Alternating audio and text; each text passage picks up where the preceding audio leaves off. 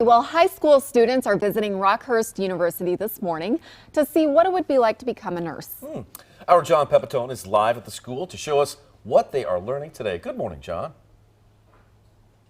Good morning, Nick. Yeah, we got an up-close look for you here. We are actually in the Skills Lab and Simulation Center, where nurses and their parents can see firsthand what the work environment is like for nurses. These are two nursing students in their last semester here of training before they're thrust out into the working world. And joining me now to talk more about the diverse roles and opportunities available for nurses is Barbara Ludwig. Barbara is the school's Graduate Director of Nursing. Barbara, thank you for taking a moment to talk about this.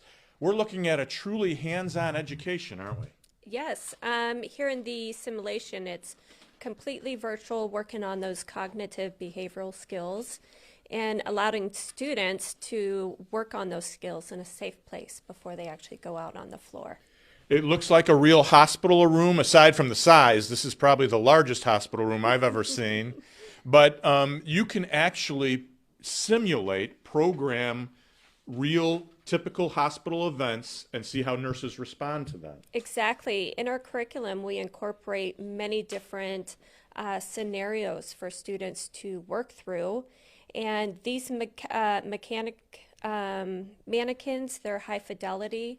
They do everything from heart sounds, bowel sounds, move, talk, vital signs, absolutely everything. Yeah, our patient does look pretty sickly.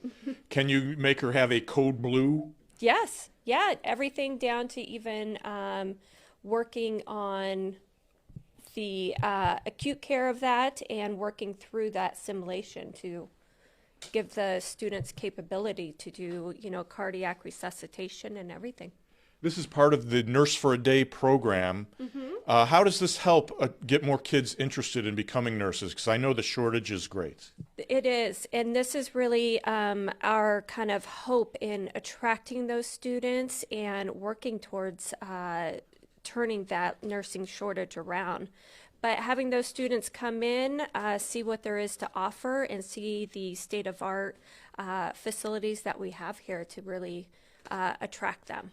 Barbara, thank you for taking time to explain that to us. And I see we've got two students here who I think are going to be great nurses when they get out into the working world. And we know, Pat and Nick, that those salaries have been skyrocketing. Six-figure salaries on the horizon, but they got to work like a dog to get it. Yeah, and some of those nurses, John, as you know, those, I don't know what they're called, but they're like satellite nurses, but they basically... Travel nurses? Travel nurses. Yeah. Wow, travel nurses, they can make a big pile of money.